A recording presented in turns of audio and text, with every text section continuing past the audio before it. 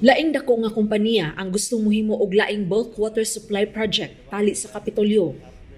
Ato sa tigom sa Economic Enterprise Council niadtong Biyernes, Pebrero 4, gipresentar ni Engineer Donaldo Palomar, pangu sa Water Services sa Prime Metro BMD Corporation, ang ilang proposal nga 5.3 bilyones pesos bulk water supply project uban sa kagamhanan sa probinsya sa Sugbo. 22 ka mga lungsod ang makabenepisyo niini.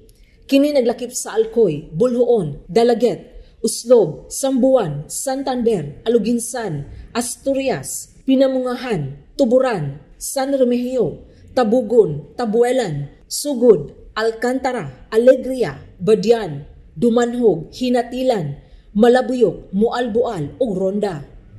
Ang Prime Metro BMD Corporation porma nga mipadayag kang Gobernador Gwen Garcia sa ilang interes pagpatuman og lain-laing mga proyekto alang sa kalambuan sa lalawigan sa Sugbo sama niini nga bulk water supply project. Sa sunod buwan mosumiter ang kompanya sa ilang detalyado nga proposal alang sa maong proyekto. Kung mauyunan og maaprubahan sa Kapitolyo ang proposal, sa Enero sa sunod tuig mahimong masugdan ang proyekto. Ang Prime Metro BMD Corporation igsuon nga kompanya sa Manila Water Consortium Incorporated kun MWCI nga kanhigi pa nag-iya sa mga ayala apan napalit na sa negosyante nga si Enrique Razon Jr.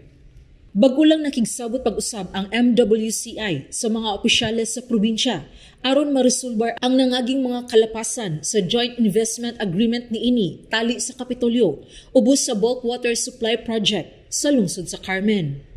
Sheila Gravinez, Balita sa Sugbo.